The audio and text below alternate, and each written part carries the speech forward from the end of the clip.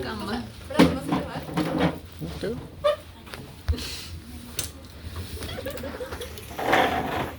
Ya chicos, buenos días.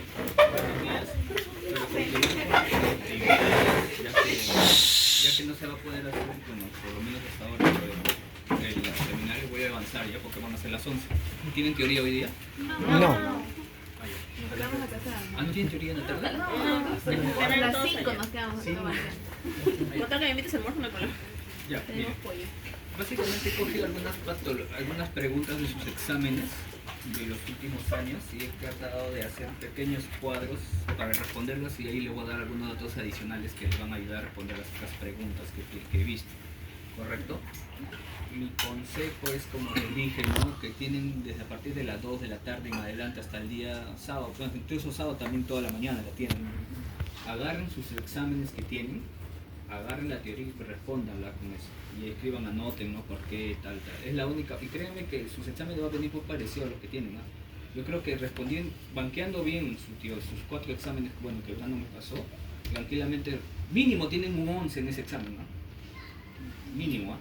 Por lo que he estado viendo las preguntas que han estado mandando los doctores. Lo otro, el examen práctico va a ser también muy parecido a los exámenes pasados, ¿ah?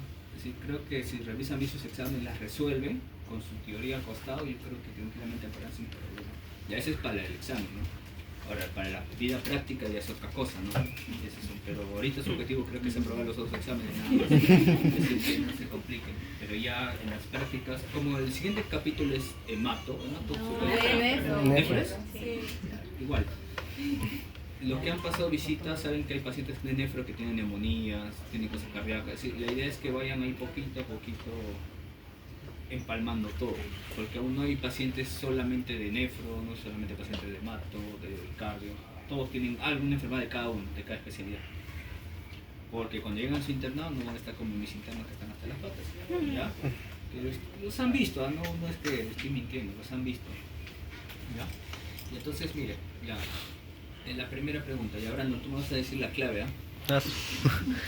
Dice, varón de 68 años de edad, hipertenso, fue obrero de metales, sin medidas de protección y comienza a tener tos crónica de varios años, ¿correcto? Actualmente acude a la consulta por una disnea progresiva a pequeños esfuerzos en estos 6 meses. ¿Cuál es el diagnóstico más probable y por qué? Ya, cuando yo me refiero a que tienen que vaquear, ya, tienen que ver, ya, cojan su clave, ya, la clave puede salir muy rápida, pero de ahí tienen que saber por qué no es TB, por qué no es crisis asmática, por qué no es... Así tienen que ir poco a poco y avanzando. ¿Ya? ¿Cuál crees que es la clave, Brando? Es la de EPOC y espirometría. ¿Por qué? ¿Por qué? Porque el paciente primero presenta la disnea progresiva, que es característico del EPOC, también presenta la tos crónica. ¿Ya? Eso es... ¿Qué más? ¿Qué más te falta para tu EPOC? ¿Qué más te falta para diagnosticar EPOC? el antecedente de la exposición a biomasa. Entonces, siempre cuando tengan un paciente con sospecha de EPOC, tienes que tener la parte de factores de riesgo, ¿no? Que, bueno, el que es fumador, exposición a metales, a humos, todo eso. Luego, es un paciente con una clínica crónica de varios meses, años incluso, y que va comenzando poquito a poquito, ¿no? La clásica, la tos con la disnea, ¿no? Ahorita lo voy a mencionar en una diapo. Y entonces, si estás sospechando EPOC, ya, puede ser EPOC, pero tú no puedes decirlo solamente el EPOC, solamente con factores de riesgo y clínica. Tienes que pedir un examen, ¿no? ¿Y cuál es el examen de elección para definir si es EPOC? La espirometría, ¿ya? Entonces, para responder eso, esto es de lo que ibas a mencionar también, si no me equivoco, en tus diapos. Los indicadores clínicos para considerar el EPOC, ¿ya? Eso le va a venir en sus casos clínicos, ¿no? ¿Qué te va a decir que la disnea es una línea progresiva en el tiempo? Dice que ha comenzado hace 6 meses, de menos a más, que empeora con el ejercicio y suele ser a veces persistente, te lo menciona. Algunos casos te van a decir de vez en cuando tiene episodios de sibilancias, ¿no? También tos crónica, que puede ser con expectoración o no, ¿ya? No solo, si te dicen tos seca, pero es tos, puede ser también EPOC, no necesariamente tiene que expectoración. Infecciones recurrentes del tracto respiratorio inferior también. Te pueden decir que es un paciente que ha tenido en los últimos años, han tenido 2 o 3 episodios de neumonías. Entonces, y lo último, los factores de riesgo. Esto es importante, ¿ya? Los casos clínicos de EPOC normalmente necesariamente te ponen un factor de riesgo. Porque si este caso clínico te ponían sin factor de riesgo, como que podrían ser varias cosas, ¿ya? Ahora, acá, ¿por qué no es TBC pulmonar? Ahora, para que sea TBC pulmonar te tiene que dar algo de TBC pulmonar. ¿Qué te puede decir, no? Sudoración nocturna, baja de peso. Hemoptisis.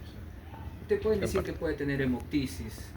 Y normalmente en los casos de TBC también te dicen, no, tiene una tos con expectoración de hace de más de 2 semanas, te dicen, un sintomático respiratorio. Si fuera el caso de TB, su BK mínimo, pues, ¿no? Al inicio. Crisis asmática, bueno, te lo tienen que decir algo agudo, ¿no? O te dicen, el antecedente, te dicen, no, paciente acude con un episodio de un día, con sibilancias, tos nocturna, todo eso, pero es un cuadro más agudo, no te ponen 6 meses, pues, ¿no? Bronquitización de bronquitis, tendrías que tener el antecedente acá, ¿no? De una enfermedad como tal, ¿no? Y ahí más que cultivo de esputos, es decir, bronquitis crónica, no sé si, bueno, Brandon le iba a mencionar, es un tipo de los fenotipos del EPOC, ¿no? Hay bronquitis con enfisema, ¿correcto? El soplado rosado y el abotagado. Entonces, tendría que darte más datos, ¿no? Porque el decir que es bronquitis significa que ya tienes un diagnóstico, pues, de EPOC, entonces. Pero más coherente es el EPOC. Tienes sospecha clínica, tienes factor de riesgo, ¿lo quieres confirmar? Espirometría, ¿correcto? ¿Alguna duda con esta pregunta? Ya, entonces este cuadro es importante, ¿ya? La después lo voy a pasar, no se preocupen, pero esto es lo importante para su caso clínico. Este cuadro lo tienen que aprender. Entonces la clave es EPOC con espirometría. Y acuérdense, mira, ahí en el mismo de Gol te dicen, para conocer EPOC de cualquier paciente tiene que tener disnea, tos crónica, presión de esputo y OTC de exposición de factores de riesgo. Pero la espirometría es la que es obligatoria para establecer el diagnóstico. ¿Ya? Luego, acá, con relación al EPOC, marque la alternativa correcta. A ver, ¿cuál crees que es, Brandon?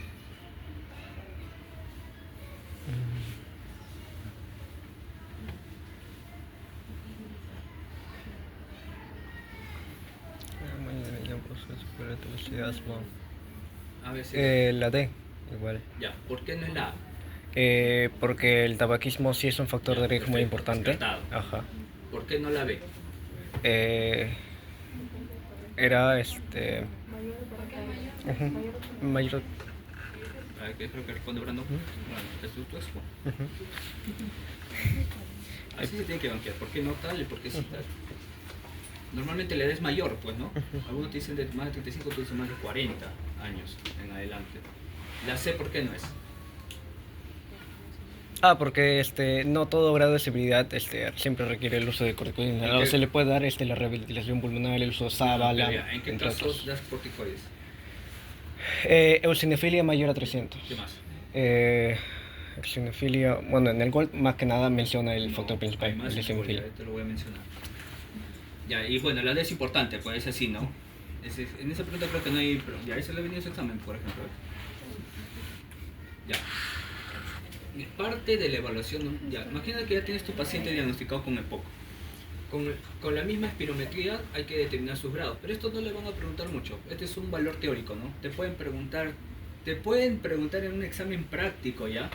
¿Cuál es la clasificación del EPOC según el FEBI, ¿no? Y esto tal vez le pueden preguntar, ¿no? Como pregunta práctica, ¿no? Porque mira, se aprenden ese GOL 1, GOL 2, GOL 3, GOL 4 y nada más, ¿no? Pero este es según el FEBI. Ahora, otra forma de clasificar a los EPOC es clasificándolo en grupos, en A, B y E, ¿correcto? Ahora, ¿en qué se basa esta clasificación? En tener los antecedentes de exacerbación y también algunos scores que ustedes mencionaron en su caso clínico, ¿no? Por ejemplo, el MRC, ¿no? Que ustedes lo conocen. Ahora, para entrar ahí, acá están las dos escalas, la escala de Disney y la escala CAP. La escala de Disney la conocen, ¿no? Acá están las características y ahí lo agrupas. Por ejemplo, si tienes un MRC, acá lo clasificas acá, en el A o en el B. El CAP es uno también para ver sintomatología, va de 0 hasta 40 puntos, pero acá necesito si tiene menos de 10 puntos o más de 10 puntos, ¿ya? Acá están las dos escalas. Por ejemplo, te puede decir un paciente tiene MRC 0, pero CAP 9, ya está en el A, ya, está en el A o en el E. Y ahí, según el tipo del número de exacerbaciones que tiene en el año, ya puede estar acá en el A o está en el E. Por ejemplo, A o B puede ser si tiene de 0 a una exacerbación moderada que no motiva ingreso. Y el E mayor o igual a 2 exacerbaciones moderadas o que haya ingresado por una exacerbación hospitalización. ¿Ya? Ahora, ¿por qué es importante esta clasificación para lo que es el tratamiento? ¿Correcto? Hasta ahí me están entendiendo esto, ¿no? ¿Ya? Estas escalas, bueno, no las menciono porque están las características y estos datos se lo van a dar. No creo, lo único que tal vez me van a pedir que calcule tal vez esta, pero esta no, esta normalmente se la dan en el caso. Te puede decir, no, paciente con EPOC, con escala MRC2, CAC11, que ha ingresado al hospital por una exacerbación, y entonces que es un E. Y según el E, vamos a dar un tratamiento específico, que está acá. El grupo A, grupo B, grupo E. Esa clasificación me sirve, no he visto en el examen alguna pregunta asociada a esto como tal, pero es importante que lo sepan, no sé si tal vez lo ponen, porque es preguntable tranquilamente, ¿ya? Pueden poner tranquilamente un paciente del grupo A, ¿no? Es un paciente que está tranquilo, que tiene una observación pero que no llega a hospitalización y te preguntan, ¿no? ¿Con qué lo tratas? Tienes que dar un broncodilatador, que puede ser tranquilamente un SABA o un SAMA. Ahora, ¿qué es el SABA? Acá está las iniciales, ¿no? ¿Qué grupo está ahí? Salbutamol, fenoterol, y SAMA, que está el bromuro hipatropio. ¿Qué quiere decir? Que de manera práctica es el paciente que viene a consulta. Sabes que tiene su diagnóstico de EPOC, doctor, mire, tengo a veces mi tos, se me rompe el pecho, lo examina, está todo bien, le das, ves que no tiene su exacerbación, no llega a hospitalización, hace su actividad diaria, entonces le puedo dar un salbutamol o un bromuro, ¿no? Ese es de tipo A. Hasta ahí me entendieron, ¿no? Ahora, la guía es clara, claramente te dice que se prefiere darle los de larga acción, ¿ya? Así sea un broncodilatador, prefieren que se le sea un LABA o un LAMA, por si acaso, ¿ya? Pero dicen que si no hay disponibilidad, le das el SABA o el SAMA, ¿no? Ya, eso quiero que lo tengan claro, ¿ya? Ahora, en el grupo B, bueno, es aquel paciente que ya tiene sus scores con mayor puntaje y que hay que dar un LABA o un LAMA, ¿correcto? ¿Quién está en el LABA y LAMA? Formaterol, salmeterol. Acá normalmente usamos salmeterol, ¿ya? Salmeterol. Y de LAMA, ¿qué ejemplo tenemos? El tiotropio es el que mayormente usamos, ¿ya? Pero esa es una clasificación. Recuerden que la clasificación anterior es básicamente para saber qué tratamiento le vamos a dar. Y ya en los de grupo E, independientemente, basta que ya ingrese a hospitalización por una exacerbación del EPOC, ya es un grupo E. Ahí ya tenemos que darle sí o sí un LABA-LAMA y tal vez a una dosis más alta, ¿correcto? Y justamente ahí va la pregunta, doctor, ¿le tenemos que agregar corticoterapia? No necesariamente, ¿correcto? Acá claramente te dicen que es con una eosinofilia mayor de 300. ¿Y eso por qué? Porque ahí en el mismo GOL te mencionan que había una asociación de mayor eosinofilia, mayor exacerbación. Entonces, pero no es el único criterio para la corticoterapia. Acá está cuándo iniciar, que es también preguntable, ¿ya? Le pueden hacer un examen práctico, una pregunta práctica de cuándo se usa corticoterapia en un EPOC. 1. Antecedentes de hospitalizaciones debido a exacerbaciones de EPOC. Así que ya tiene un historial de que ha ingresado a hospitalización por exacerbación. Se puede considerar usar corticoides inhalados. 2. Mayor de 2 exacerbaciones moderadas de EPOC al año. Es decir, ahí en el caso clínico, el paciente en el último año ha ingresado 3 veces, 2 veces. 3. Lo que ya mencionó Brandon, eosinofilia mayor de 300. ¿Ya? Y 4. Antecedentes de asma o asma concomitante. Es decir, paciente con asma, en su tratamiento se debe considerar darle también glucocorticoides, ¿no? ¿Para qué glucocorticoides tenemos? Beclometasona, budesonida, fluticasona, ¿no? ¿Correcto? Eso quiero que lo tengan claro para los casos clínicos, si es que le viene. Si no le viene, en fin, no creo que le venga, pero por si acaso se los menciono, ¿ya? Y como te digo, una buena pregunta práctica, te pueden preguntar ejemplos de LABA, ejemplos de LAMA, ejemplos de corticoides inhalados, porque así he visto preguntas bien puntuales que me han hecho. Ahí están, por eso les he puesto ahí, ¿no? Apréndanselo para que no digan que no se lo diga. Lo otro, y esto, ¿no? Criterios de uso de corticoterapia, acá está, pues, ¿no? Literal. Este también tranquilamente te pueden poner, dime 2 situaciones para usar corticoide inhalado y está en la guía, entonces tranquilamente lo puedes pelear la pregunta si le tengo. Acá está. Bueno, amarillito es que es una recomendación, bueno, valorando riesgo-beneficio y en contra, ¿no? También esto, ¿no? ¿En qué situación no se tiene que dar corticoterapia en el contexto de POC? Cuando hay neumonías, cuando el reporte es un menor de 100 y antecedente de infección por micobacterias. Micobacteria, por ejemplo, TB, ¿no? ¿Ya? Ahí está claramente, mira, aprendes el verdecito y el rojito. Pero pues, tranquilamente preguntar el examen práctico, ¿ya? ¿Hasta ahí alguna duda? ¿No han entendido lo que les he explicado? Todo está en la diapo, ¿ah? No es tan difícil como les digo. Entonces, ese es, ¿no? Ya, así se tiene que banquear. Tienen que ir buscando por qué no es, por qué está así. Créanme que no se les va a olvidar para el día sábado. ¿Ya? Ya, acá también, acá se estoy dando, bueno, este es más o menos para que lo tengan porque les pueden preguntar, ¿no? Ejemplos de Saba, ejemplos de Lava, ejemplos de Sama, de Lama, ahí está la lista. Hay también combinaciones que habrán escuchado, ¿no? De Sama con Lava, ahí también hay ciertos ejemplos, ¿no? No pido que se pidan de memoria todo, pero tienen que conocerlo, ¿no? Luego, acá tenemos ya, tercera pregunta. Paciente de mujer de 72 años que trabajó 26 años preparando anticuchos en las calles de Rima. Hace 4 años, tos seca y disnea progresiva hasta medianos esfuerzos. Acude a emergencia con un tiempo de enfermedad de 3 días, caracterizada por benigna de pequeños esfuerzos y expectoración verde. ¿Cuál es su diagnóstico? Época exacerbada. Correcto, ya. ¿Por qué no es derrame pleural masivo? No presenta problemas. Ya. ¿Cómo se caracteriza un derrame pleural masivo? Ya, bueno, es una disnea también, obviamente una disnea aguda, pero también te dice, se asocia a dolor pleurítico. Te hubiera dicho eso, ¿no?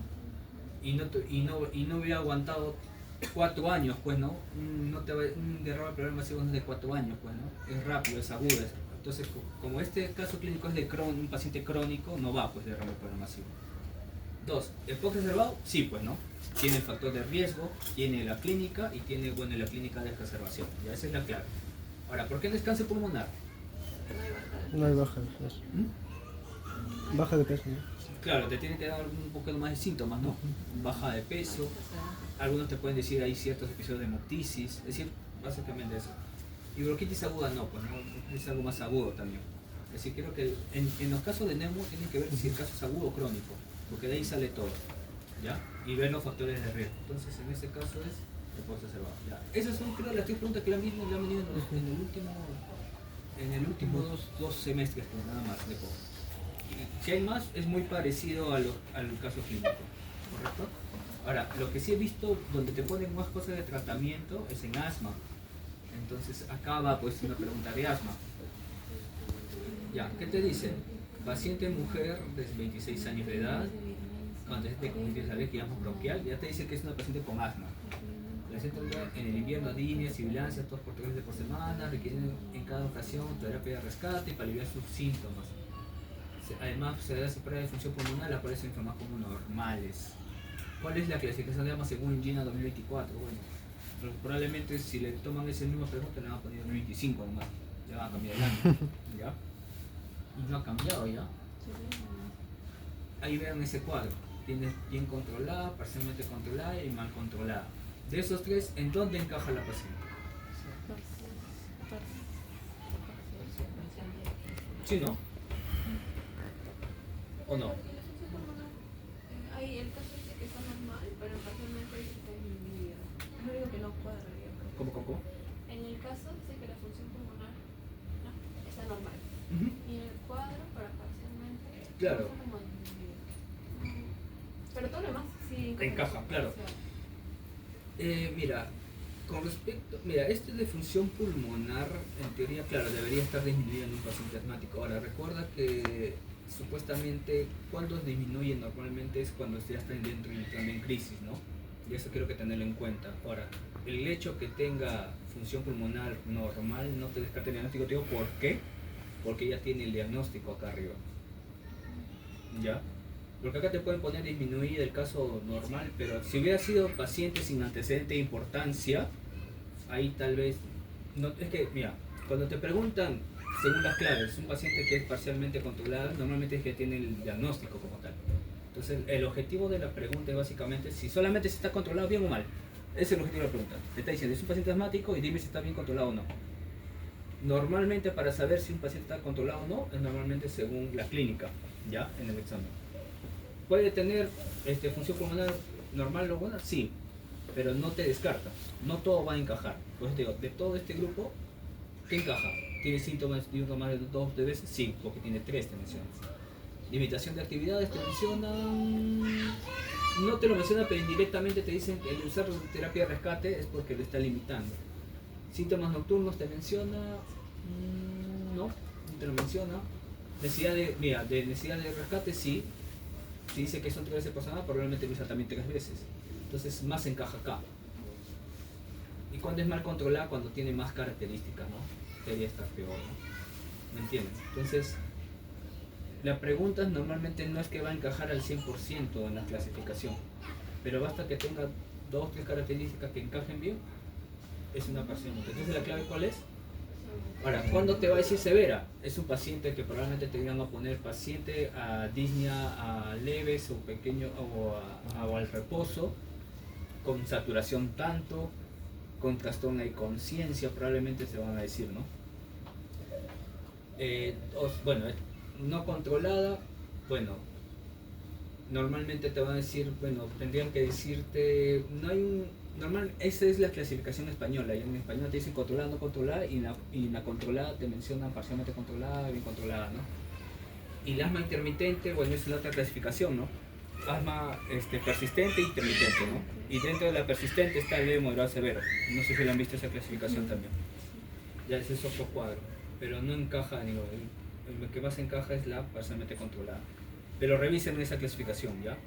La que es asma, te dicen intermitente, persistente. La persistente ya, y dentro de la intermitente tiene una sola caracterización, un solo cuadro, y dentro de la persistente hay leve, moderado, severo. Y ahí está la clasificación. Pero más o menos este es el cuadro en el que se basa para responder esta pregunta, ¿correcto? La que más encaja es parcialmente controlada. ¿Alguna duda que tuvieron de acá? ¿Seguros? Igual después vamos, tal vez ya con la pizarra podemos hablar un poco más. Luego, esta es otra pregunta que, bueno, sí me pareció interesante que la hayan hecho, que es también basada en el GINA. El paciente mujer de 35 años con clínica de asma bronquial de infancia. Normalmente cuando son de preguntas de tratamiento ya te dicen que tienen el antecedente. Tiene potencia de asma, salbutamol de rescate, y refieren que en los últimos 2 meses ha presentado despertares nocturnos por culpa del asma 2 a 3 veces por semana. Y acá, bueno, te dicen, ¿no? Presión pulmonar disminuida, pues, ¿no?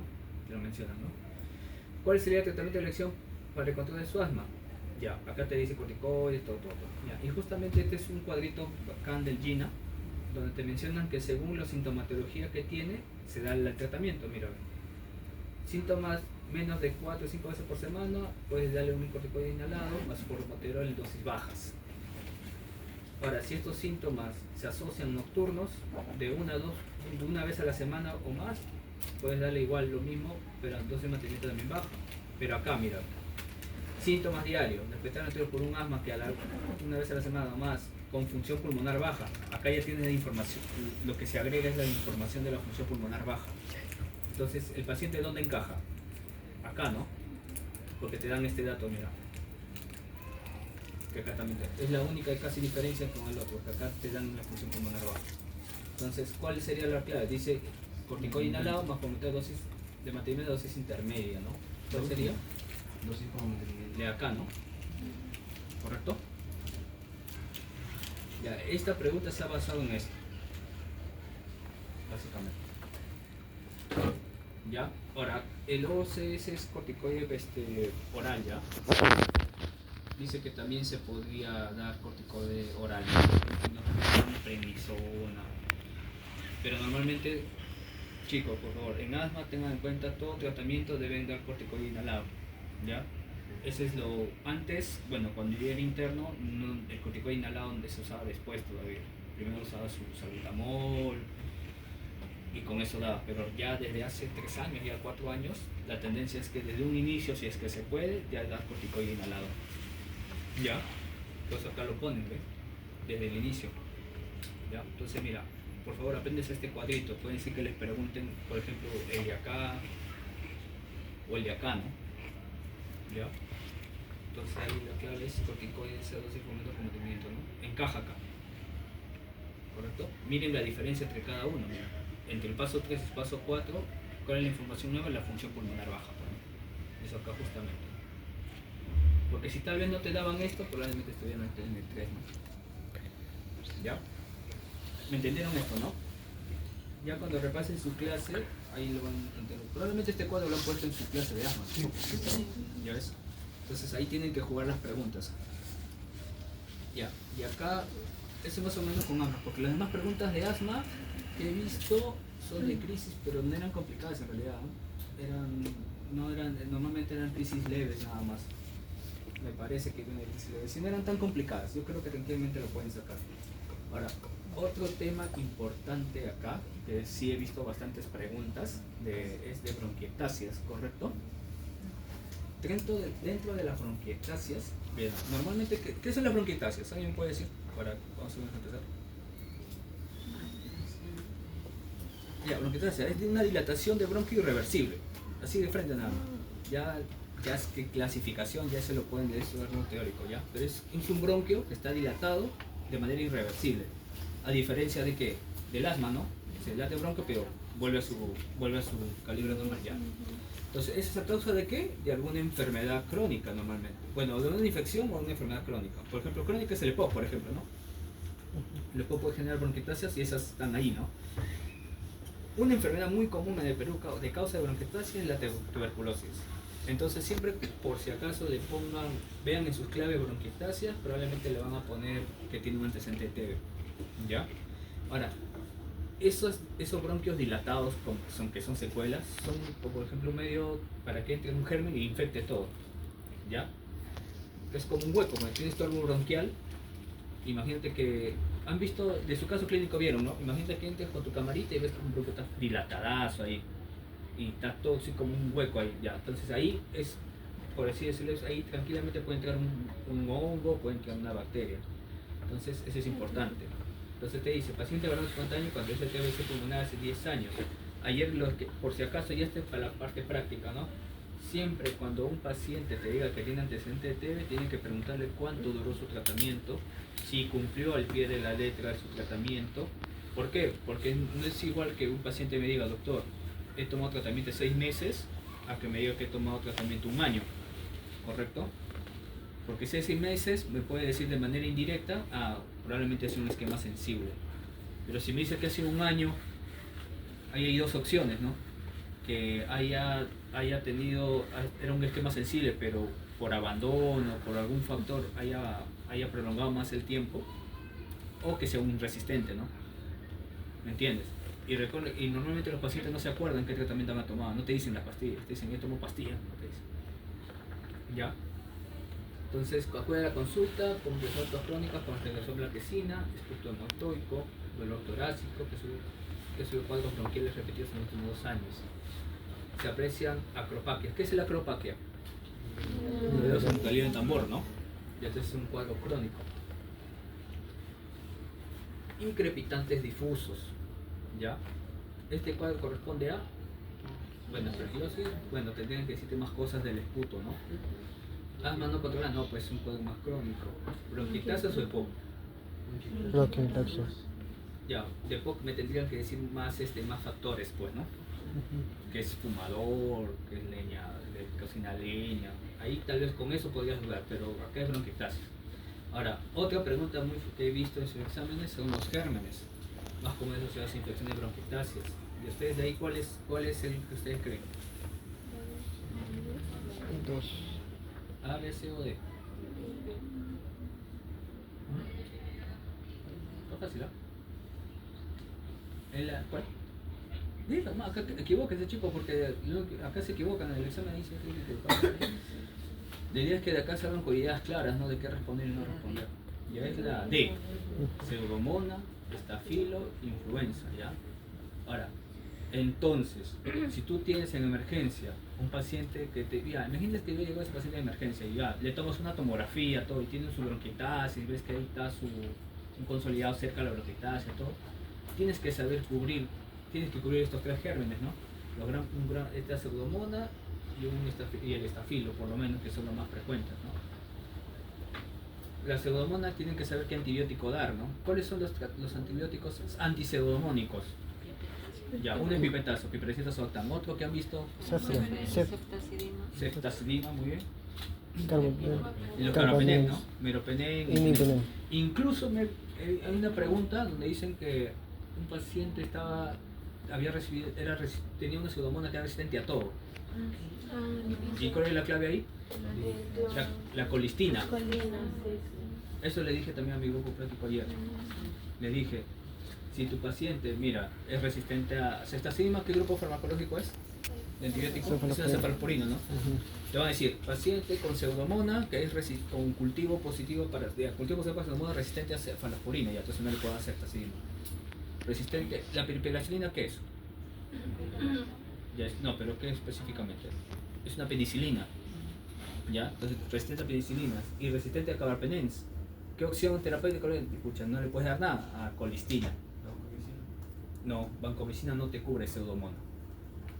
Vancomicina te puede cubrir estafilo, pero específicamente te cubre estafilococo aureus meticilino resistente. Y esa ha sido una pregunta práctica en su examen. Decía, era un paciente que te había salido cultivo de estafilo y te decía que tenía falla renal y que era un estafilo de estafilococo aureus meticilino resistente. Ya, cuando tienes un estafilococo aureus meticilino resistente, hay 2 opciones que puedes dar ahí: vancomicina y linezolid. Pero si tu paciente ya tiene un cierto grado de falla renal, se prefiere dar linezolid. ¿Ya? Por si acaso. Ya eso para que lo tengan como dato. Más rato, ojalá nos dé tiempo para revisar las preguntas prácticas y ahí explicarle más cosas. ¿Ya? Entonces, y este es un bonito cuadro que he visto, que según los antecedentes que puede tener el paciente, qué posible germen puede tener. Por ejemplo, en EPOC, mire lo que hemos visto, ¿no? Estreptococo, influenza, bueno, no aparece. Acá sería cuestión de marcar, no, alcoholismo, Klebsiella, ¿no? EPOC, estafilo, estreptococo, influenza. Esto me parece que también hay una pregunta de eso en su examen, me parece. Gérmenes asociados a EPOC. Por ejemplo, acá le faltaría agregar tal vez la moraxella, catarralis también, ¿no? En el caso de EPOC. Si tienes un paciente con fibrosis quística, normalmente está Haemophilus, Pseudomonas y estafilo. Si hay bronquiectasias, lo que hemos visto, ¿no? Haemophilus, Pseudomonas, estafilo, ¿no? Ahora, por ejemplo, pacientes con SIDA, neoplasia hematológica, cuando te dicen neoplasia hematológica se refiere a linfomas, leucemias, legionela, ¿no? Ahora, ¿qué datos te tienen que decir con legionela? Normalmente un dato importante que te dicen en el caso clínico con legionela, te dicen que tiene hiponatremia, ¿ya? Te dicen que tiene un sodio bajo. Se asocia bastante a lo que es infección por legionela. Es decir, una neumonía más una hiponatremia. Podría sospechar legionela, ¿ya? Para que lo tengan en cuenta. Este cuadro, bueno, como digo, revíselo bien para que puedan consultar, ¿ya? Es importante, ¿ya? Que lo tengan claro. Y esto es claro, bueno, lo que hemos quedado. Ahora, otra parte importante que he visto en su examen es TB, pues, ¿no? TB, no hay forma de que no haya un médico peruano que no sepa TB, ¿ya? Porque incluso cuando ustedes hagan serums, el médico es el encargado de liderar el programa de serum de la posta. Entonces no hay forma, ¿no? La última norma es de 2023, ¿ya? Y justamente ayer en la habitación 308 con mi grupo había un paciente TB con resistencia a rifapicina, que ahorita ya lo voy a explicar, lo voy a detallar con el siguiente diapo. ¿Qué te dice? Paciente varón de 28 años de edad, tiempo de enfermedad de un mes, terapia postproductiva, sudoración nocturna, baja de peso. Ya. Con eso tranquilamente puedes sospechar una TB, ¿no? Tiene la sudoración, tiene la tos de más de 2 semanas y la baja de peso. Y con fiebre ya. Es decir, hasta ahí es TB hasta que se demuestre lo contrario. Se realiza una radiografía, le dice una cavitación a nivel ápice, ¿no? ¿Dónde se mete la TB? No le gusta estar en el ápice, pues, ¿no? Marque lo correcto, ¿no? Entonces, acá la clave es claramente la B, pues, ¿no? ¿O alguien tiene alguna duda con las demás claves? Ya, vemos clave por clave. Mira, diagnóstico probable de neumonía. No, pues no. Es una tos más mayor, tiene más para TB que para no. ¿Tiene clínica de neumonía? Sí, pues, ¿no? Pero si hubiera sido una neumonía con esa característica yo hubiera muerto ya. una neumonía mal tratada en una semana te puede matar, ¿ah? Por si acaso. Por si acaso. Diagnóstico probable de tuberculosis, bueno, esa es la clave. Se pediría tomografía, mira, idealmente sí, pero de inicio la tomografía no es un, tienes que pensar, no lo alto que, ya, toma una tomografía, no, primero es una placa.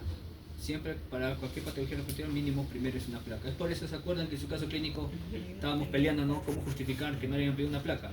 Ya, entonces normalmente primero se pide una placa antes que una tomo. Ahora, que la tomo te da mejor información, sí, pues, ¿no? Pero primero es una placa. Y se inicia esquema sensible, no, pues primero tengo que diagnosticarla, ¿no? Antes de dar un tratamiento tengo que evaluar. A un paciente TB tengo que evaluar factores de riesgo, ¿no? Hay factores de riesgo para TB también, sobre todo para la resistencia. Ya, entonces, ahora, más que ya, una vez que tú tienes la sospecha, yo he visto que le han preguntado preguntas de esquemas, de los esquemas. Y acá les he puesto ya, pues, como para que lo repasen, pues, ¿no? Ya para que acá está ya, ¿no? Esquema sensible, está el esquema de 6 meses, disociación entre el paciente motor piracinamida. Ahí está bien, pero no solamente se da para los pacientes con TBC pulmonar sensible, también se le puede dar en extrema pulmonar. Cuando se refiere a extrema pulmonar, por ejemplo, se refiere, por ejemplo, TB enteroperitoneal, se refiere TB pleural.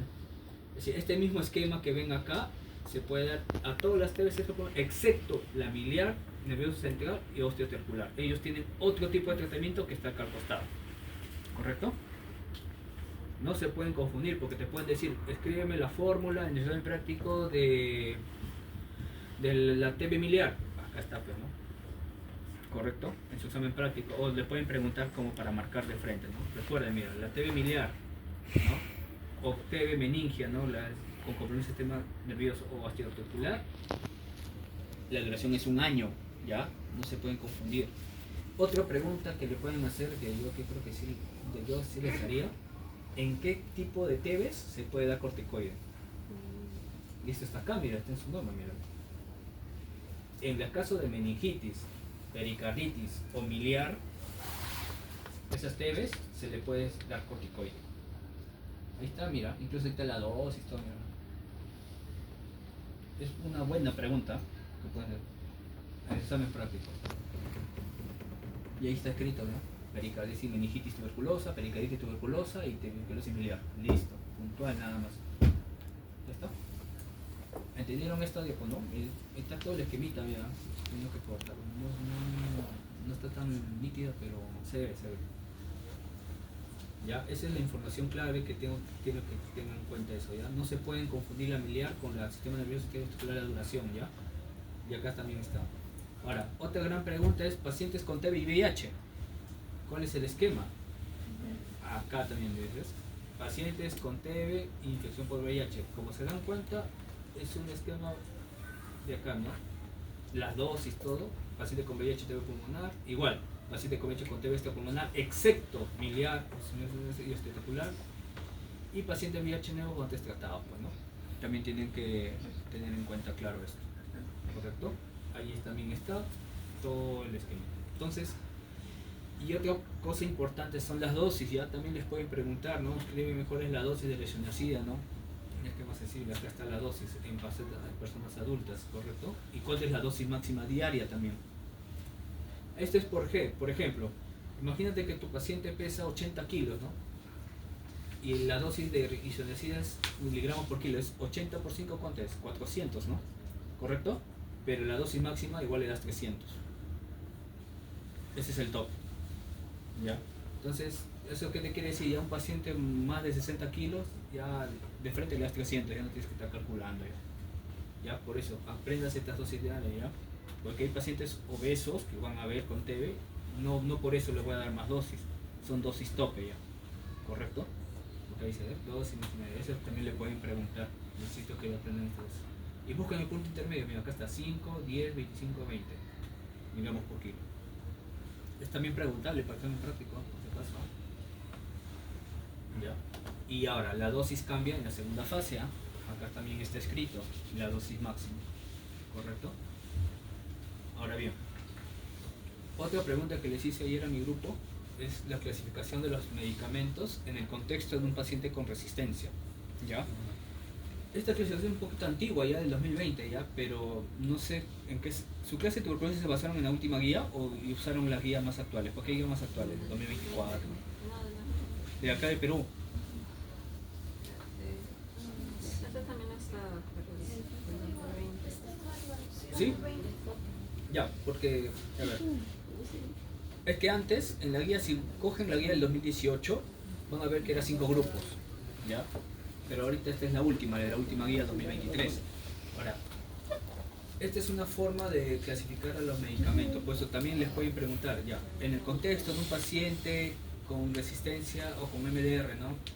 Dígame los medicamentos del grupo A. Acá está, ¿no? Levo, Moxi, Velaclina, Linezolid, ¿no? Grupo B, ciclofosfamina, cicloserina. Grupo C, imipenem, tamutopir, acinamida, amicacina, tiolamida. ¿Ya? Esto apréndanse. Por ejemplo, mi paciente de la habitación 308 era un paciente con resistencia a rifampicina. Y él tenía Moxi, Velaclina y Linezolid. ¿Ya? Tenía estos 3, más un medicamento más, diferente.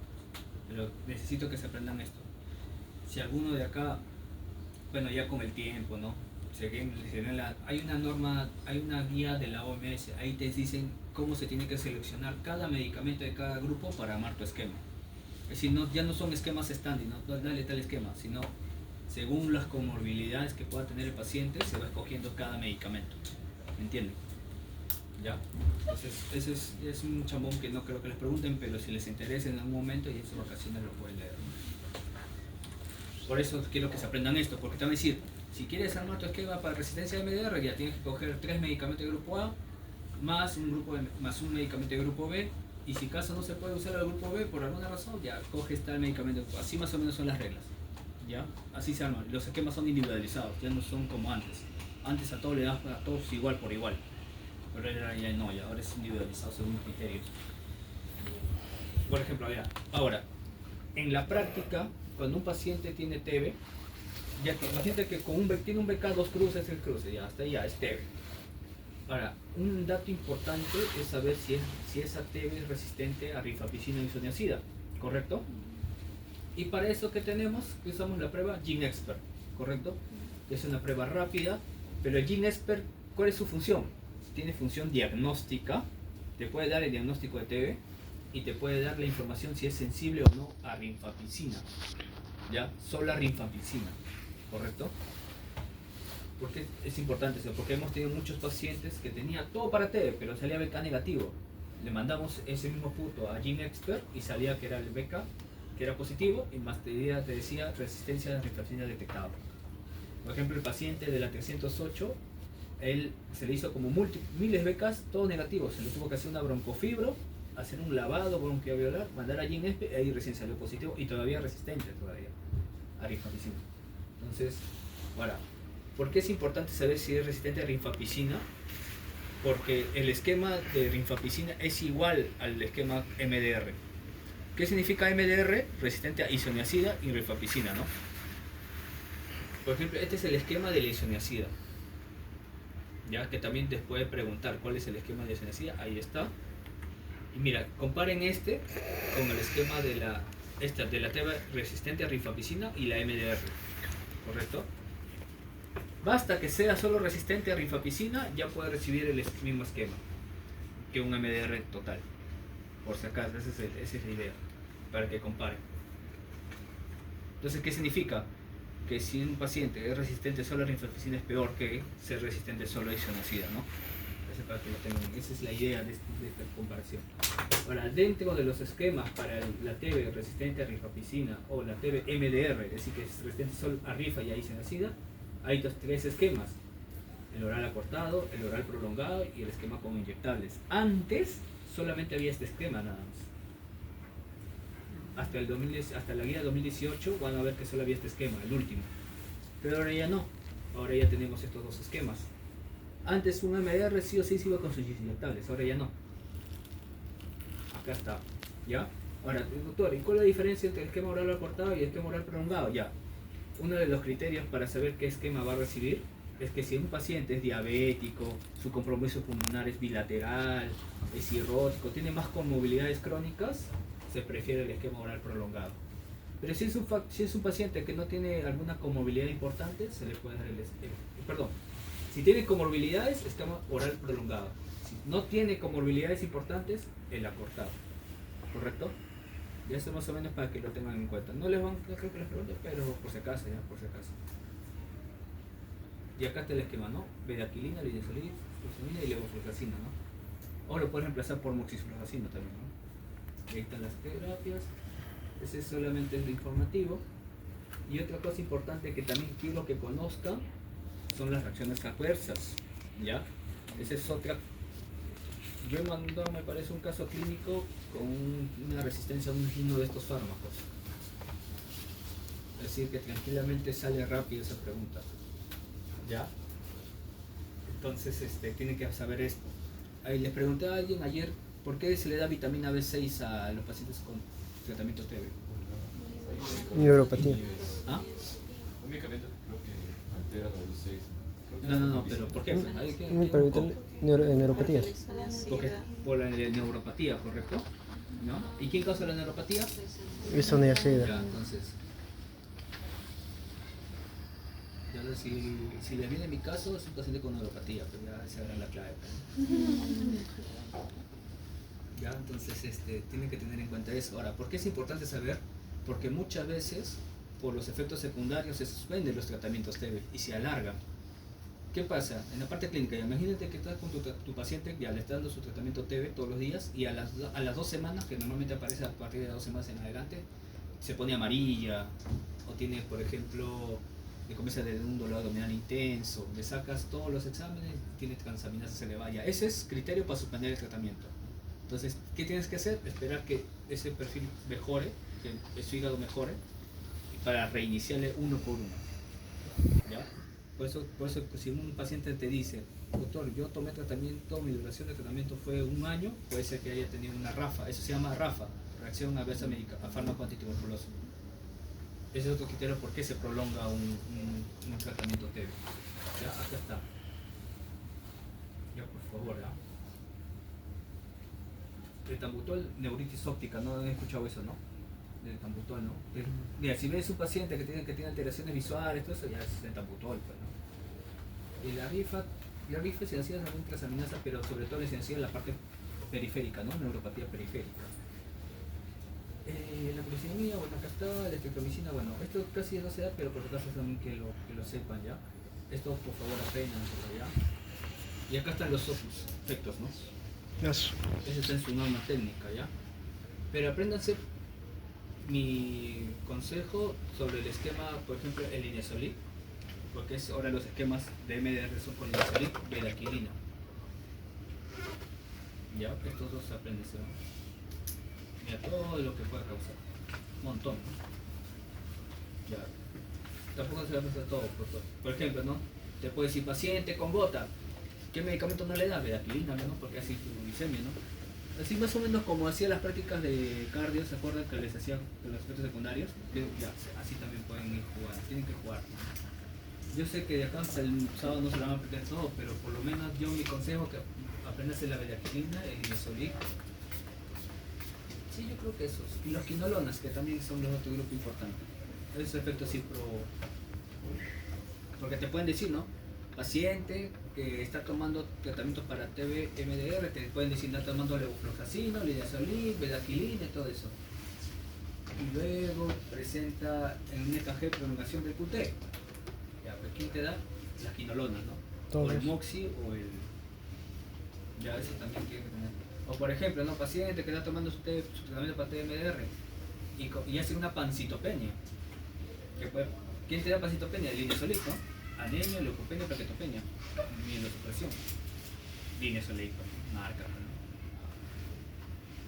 Así tienes que ir jugando con sus... Se tienen que hacer preguntas en base a lo que leen para que no se les olvide. ¿Ya? Entonces, bueno, acá yo les di la clave, ¿no? Pero acuérdense, no te miliar es de 1 año, ¿no? 2 más 10, 1 año, pero, ¿no? Es el único, ¿no?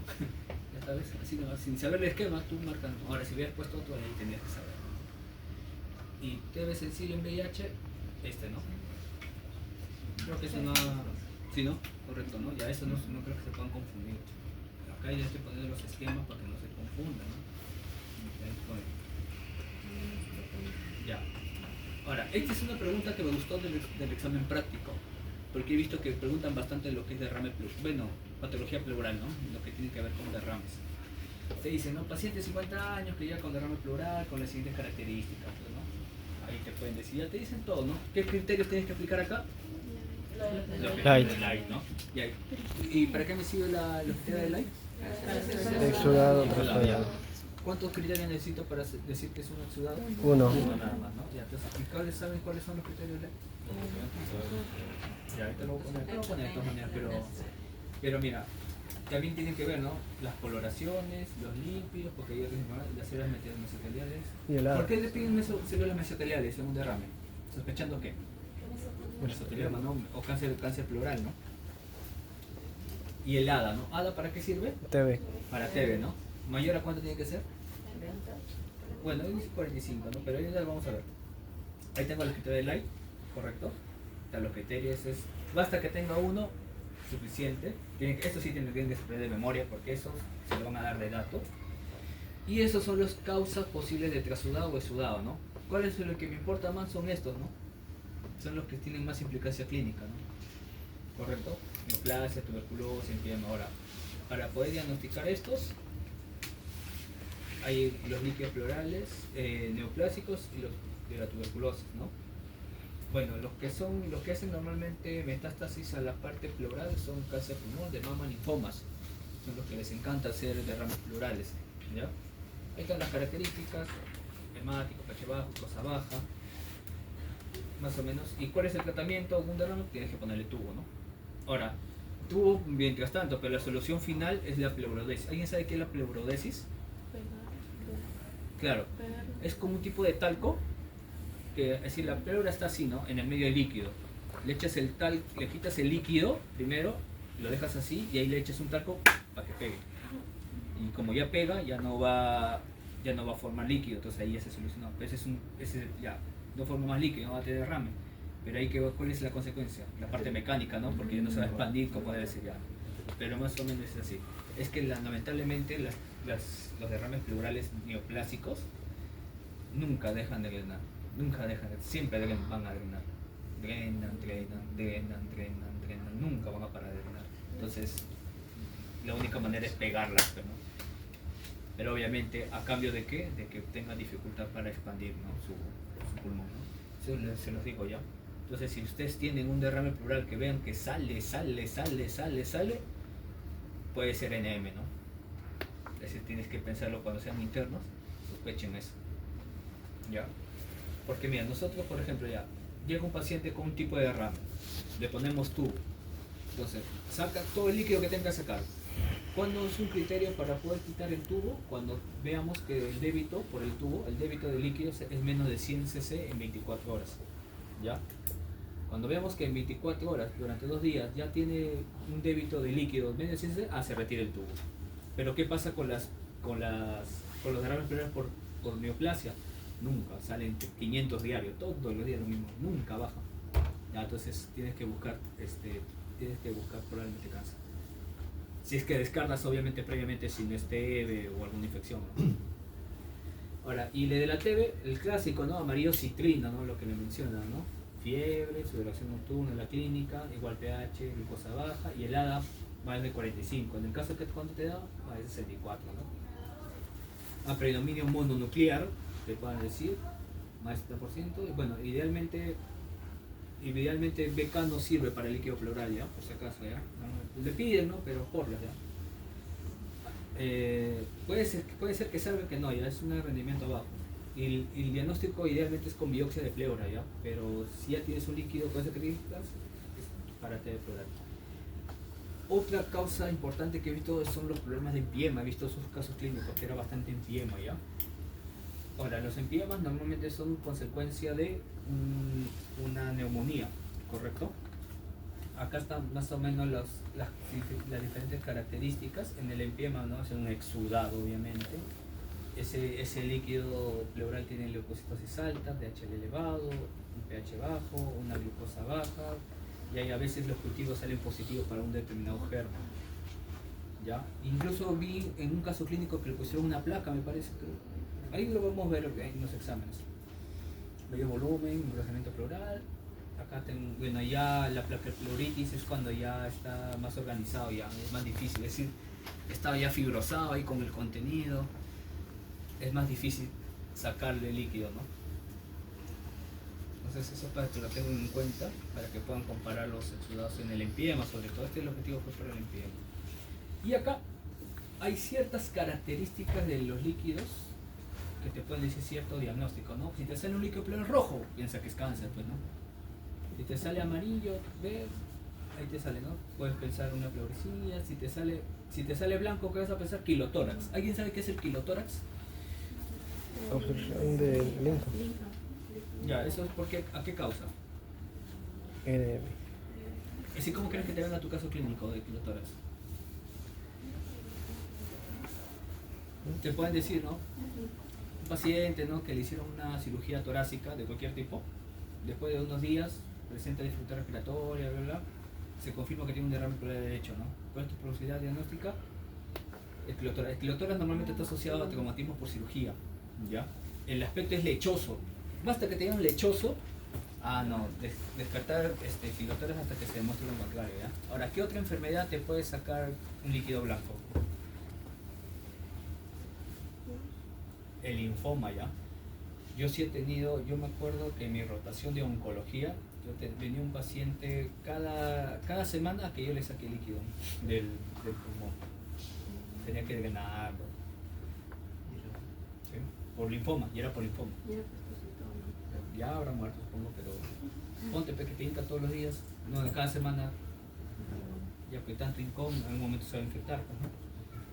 Ya, pues eso es importante, pero más es quilotórax. ¿Y qué características te tienen que decir en el quilotórax? Que los triglicéridos, el líquido pleural están elevados. Eso es muy característico, ya para que lo tengan en cuenta.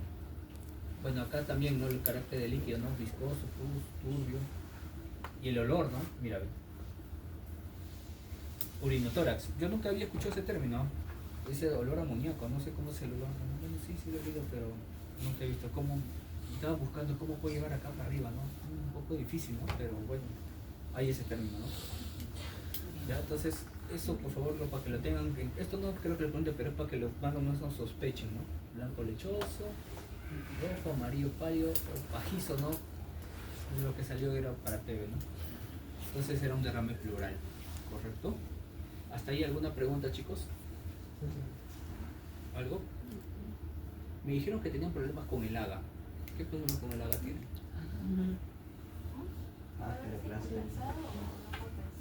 ¿Tienen ejercicio ahí de sus exámenes? Sí. Creo que sí. Acá lo tengo. Mira, yo lo que me pasa lo ordeno, mira, prácticos.